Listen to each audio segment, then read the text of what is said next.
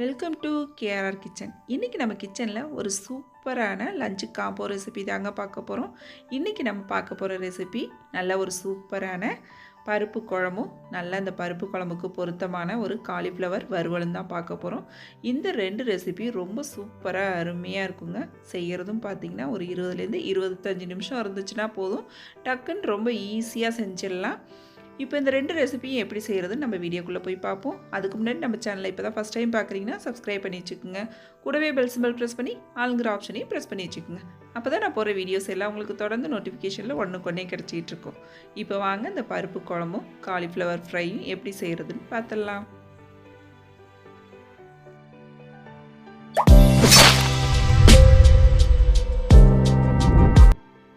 இப்போ பருப்பு குழம்பு செய்கிறதுக்கு நம்ம ஃபஸ்ட்டு பருப்பு வேக வச்சுக்குவோம். அதுக்கு பார்த்திங்கன்னா 1 டம்ளர் அளவுக்கு துவரம் பருப்பு எடுத்திருக்கேன். இது அளவுன்னு பார்த்திங்கன்னா ஒரு 100 கிராம் இருக்கும். இப்போ பருப்பை நல்லா ஒரு 2-3 தடவை கழுவி எடுத்துகிட்டு வந்துடுறேன்.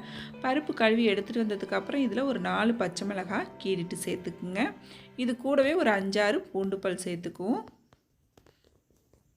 அப்புறம் பார்த்திங்கன்னா நல்லா ஒரு 10லேருந்து ஒரு 12 சின்ன வெங்காயம், ஒரு 2 தக்காளி பழம் மீடியம் சைஸில் உள்ளது, அதையும் இது கூடவே சேர்த்துக்கிறேன்.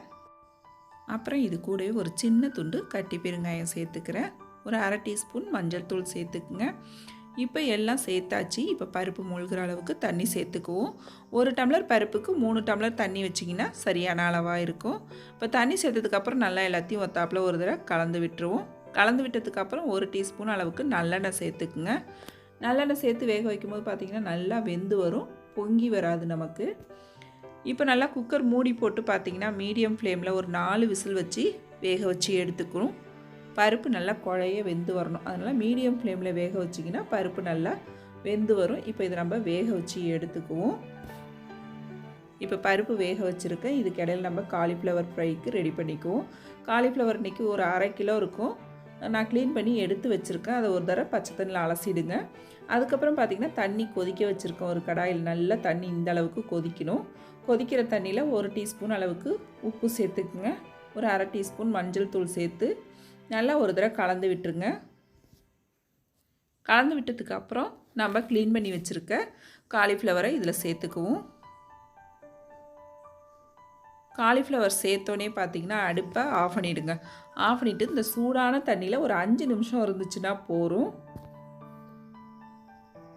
ரொம்ப நாளி வைக்க வேணாம். ஒரு 5 நிமிஷம் மட்டும் அந்த தண்ணியில் இருக்கட்டும், சூடான தண்ணியில். அதுக்கப்புறம் நம்ம தண்ணிலாம் வடிச்சிட்டு இதை எடுத்துக்குவோம்.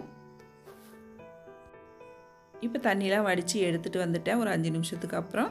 இப்போ எப்படி செய்கிறதுன்னு பார்ப்போம் காலிஃப்ளவர் வறுவல். அதுக்கு பார்த்திங்கன்னா அடுப்பில் கடாய் வச்சுருக்கேன். 2 டேபிள் ஸ்பூன் அளவுக்கு தேங்காய் எண்ணெய் சேர்த்துருக்கேன். தேங்காய் எண்ணெயில் இந்த வறுவல் செய்யும்போது டேஸ்ட்டு ரொம்ப சூப்பராக இருக்கும். உங்களுக்கு விருப்பம்னா சேர்த்துக்குங்க. அப்படி இல்லைன்னா நீங்கள் நார்மலாக எந்த எண்ணெய் யூஸ் பண்ணுவீங்களோ அதை சேர்த்துக்குங்க. இதில் பார்த்திங்கன்னா ஒரு 1/2 டீஸ்பூன் அளவுக்கு இடித்த சோம்பு சேர்த்துருக்கேன். சோம்பு நல்லா பொரிஞ்சதுக்கப்புறம் இதில் நல்லா ஒரே ஒரு பெரிய வெங்காயம் மீடியம் சைஸில் உள்ளது நறுக்கிட்டு சேர்த்துக்குங்க. இப்போ வெங்காயம் நல்லா வதங்கி வரட்டும். இப்போ வெங்காயம் நல்லா வதங்கி வந்ததுக்கப்புறம் பார்த்திங்கன்னா இது கூட ஒரு 1/2 டீஸ்பூன் அளவுக்கு இஞ்சி பூண்டு பேஸ்ட்டு சேர்த்துக்கிறேன். இஞ்சி பூண்டு பேஸ்ட்டு சேர்த்து நல்லா ஒரு 2 செகண்ட் நல்லா அதை வதக்கி விட்டுக்குவோம். உங்கள்கிட்ட இஞ்சி பூண்டு பேஸ்ட் இல்லை அப்படின்னாக்கா நல்லா ஒரு 10லேருந்து ஒரு 12 பூண்டு பல் எடுத்து நல்லா தட்டிட்டு சேர்த்துக்குங்க. அதுவும் இன்னும் நல்லா வாசனையாக டேஸ்ட்டாக இருக்கும். இப்போ நல்லா இஞ்சி பூண்டு வதங்கினதுக்கப்புறம் பார்த்திங்கன்னா இது கூடவே ஒரே ஒரு தக்காளி பழம் சேர்த்துக்கிறேன்.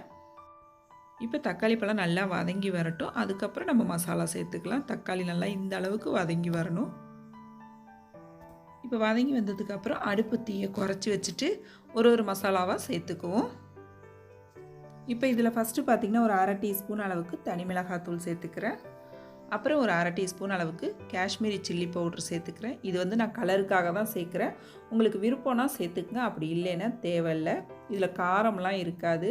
இது கூடவே ஒரு 1/2 டீஸ்பூன் சோம்புத்தூள், 1/2 டீஸ்பூன் ஜீரகத்தூள், 1/2 டீஸ்பூன் கரம் மசாலா சேர்த்துருக்கேன். அப்புறம் ஒரு 1/2 டீஸ்பூன் அளவுக்கு உப்பு சேர்த்துக்குங்க. நம்ம ஏற்கனவே காலிஃப்ளவர் வேக வைக்கும் போது உப்பு சேர்த்துருக்கோம். பார்த்துட்டு கம்மியாக சேர்த்துக்குங்க, தேவைன்னா மறுபடியும் சேர்த்துக்கலாம். இப்போ இது கூடவே பார்த்திங்கன்னா ஒரு 1/2 டேபிள் ஸ்பூன் அளவுக்கு மல்லித்தூள் சேர்த்துக்கிறேன். ஒரு 1/2 டீஸ்பூன் மஞ்சள் தூள். இப்போ எல்லா பவுடரும் நம்ம சேர்த்தாச்சு. இதை ஒரு 2 செகண்ட் நல்லா இந்த மசாலாவை வதக்கி விடணும். எண்ணெயில் வதக்கிட்டு செய்யும் போது டேஸ்ட் ரொம்ப நல்லாயிருக்கும். இது வதங்கினதுக்கப்புறம் பார்த்திங்கன்னா ஒரு 1/4 டம்ளர் அளவுக்கு தண்ணி சேர்த்துக்குங்க. மசாலாவை நல்லா கலந்து விட்டுக்குங்க. இப்போ மசாலா ரெடி ஆகிடுச்சு. இப்போ நம்ம ரெடி பண்ணி வச்சுருக்க காலிஃப்ளவரை இதில் சேர்த்து நல்லா ஒத்தாப்பில் ஒன்று கலந்து விட்டுக்குவோம். இந்த மசாலா காலிஃப்ளவரில் நல்லா கலந்து வரணும். நல்லா எல்லா பக்கமும் படுற மாதிரி நல்லா கலந்து விட்டுக்குங்க. இப்போ பாருங்கள், நல்லா ஒத்தாப்பில் கலந்து விட்டுட்டேன். இதை வந்து நல்லா ஒரு மூடி போட்டு ஒரு 10 நிமிஷம் நல்லா வேக வைங்க. காலிஃப்ளவர்லேருந்து தண்ணி விட்டு வேகும் நல்லா. இப்போ நல்லா வெந்து வரட்டும். இப்போ இது வெந்துகிட்டு இருக்கப்பே பார்த்திங்கன்னா நம்ம பருப்பு வேக வச்சது வெந்திருக்கும். அதை இப்போ நம்ம ரெடி பண்ணிக்குவோம். பருப்பு பாருங்கள் நல்லா வெந்து வந்திருக்கு பாருங்கள். இப்போ இதை நல்லா ஒரு கரண்டி வச்சு நல்லா மசிச்சு விட்டுக்குவோம். கரண்டி வச்சு மசித்தாலே போதும், நல்லா மசிஞ்சு வந்துடும். இந்த அளவுக்கு மசிச்சு எடுத்தோம்னா போதும். இப்போ இந்த பருப்பு குழம்புக்கு ஒரு தாளிப்பு கொடுத்துருவோம். அதுக்கு அடுப்பில் தாளிப்பு பேன் வச்சுருக்கேன். ஒரு 2 டீஸ்பூன் அளவுக்கு எண்ணெய் சேர்த்துக்குங்க.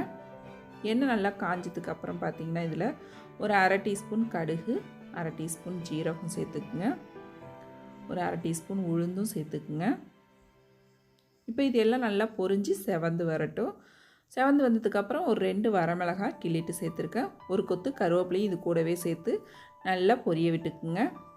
பெருங்காய கட்டி சேர்க்கல அப்படின்னா இந்த ஸ்டேஜில் நீங்கள் பெருங்காயத்தூள் சேர்த்துக்கலாம். இப்போ தாளிப்பை நம்ம இந்த பருப்பு கூட சேர்த்து நல்லா கலந்து விட்டுருங்க. இப்போ பருப்பை பார்த்திங்கன்னா அடுப்பில் வச்சு ஒரு 2 செகண்ட் கொதிக்க விடணும். நம்ம உப்பு சேர்த்தது நான் வீடியோ எடுக்க விட்டுட்டேன். நீங்கள் உப்பு சேர்த்துக்குங்க தேவையான அளவு. இதிலே பார்த்திங்கன்னா ஒரு 1/2 டீஸ்பூன் அளவுக்கு சர்க்கரை சேர்த்துருக்கேன். ஒரு 1/2 டீஸ்பூன் நெய் இது கூடவே சேர்த்துக்குங்க.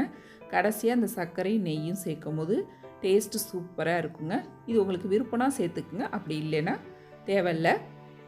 அப்புறம் கொஞ்சம் கொத்தமல்லி தழை தூவி நல்லா ஒரு 2லேருந்து ஒரு 3 செகண்ட் கொதிக்க வச்சிங்கன்னா போதும். ரொம்ப நாளைக்கு கொதிக்க வேணும்னு தேவையில்லது. ஒரு 2 நிமிஷத்துக்கு மட்டும் அது கொதிச்சதுன்னா போதும். அவ்வளோதான், நம்மளோட பருப்பு குழம்பு சூப்பராக ரெடி ஆகிடுச்சிங்க. இப்போ பார்த்திங்கன்னா காலிஃப்ளவரும் நல்லா சூப்பராக வெந்து வந்திருக்கு பாருங்கள். காலிஃப்ளவர்லேருந்து லைட்டாக தண்ணி விட்டு எந்த அளவுக்கு வெந்து வந்திருக்கு பாருங்கள். இது நல்லா இன்னும் கொஞ்சம் ட்ரை ஆகட்டும். இன்னொரு 5லேருந்து ஒரு 10 நிமிஷம் அப்படியே விட்டுருங்க. இதிலே பார்த்திங்கன்னா நல்லா ஃப்ரெஷ்ஷாக கருவேப்பிலை கொத்தமல்லி சேர்த்துக்குங்க. சேர்த்து நல்லா கலந்து விட்டுருங்க. கொஞ்சம் அந்த தண்ணிலாம் வற்றி வர வரைக்கும் இருந்துச்சுன்னா போதும். நீங்கள் இந்த மசாலாவை சாதத்தில் கூட போட்டு சாப்பிட்லாம். அதுக்கு பார்த்திங்கன்னா இந்த ஸ்டேஜில் இப்படியே எடுத்துடலாம். இது வந்து சாதத்துக்கு சைட் டிஷ்ஷாக வச்சு சாப்பிட்றதுனால இன்னும் கொஞ்சம் நாளே அது அடுப்பில் கிடக்கட்டும். அப்போ தான் வந்து பார்த்திங்கன்னா நல்லாயிருக்கும். அந்த மசாலா ட்ரை ஆகி இந்த காலிஃப்ளவரோடு சேர்ந்து சாப்பிட்றதுக்கு ரொம்ப சூப்பராக இருக்கும். இன்றைக்கான நம்ம சமையல் சூப்பராக ரெடி ஆகிடுச்சிங்க. பருப்பு குழம்பும் அது கூடவே காலிஃப்ளவர் ஃப்ரையும் ரொம்ப சூப்பராக அருமையாக செஞ்சாச்சு. ரெண்டும் ரொம்ப சூப்பராக இருக்கும். நீங்களும் இந்த ரெசிபியை ட்ரை பண்ணி பாருங்கள். ட்ரை பண்ணி பார்த்துட்டு எப்படி இருக்குன்னு எனக்கு கமெண்ட் பண்ணுங்கள். என்னோட இந்த ரெசிபி பிடிச்சிருந்ததுன்னா லைக் பண்ணுங்கள், ஷேர் பண்ணுங்கள். மறக்காமல் நம்ம KRR கிச்சனை சப்ஸ்கிரைப் பண்ணி வச்சுக்கோங்க. நாளைக்கு வேறொரு ரெசிபியோடு சந்திப்போம். தேங்க்ஸ் ஃபார் வாட்சிங்.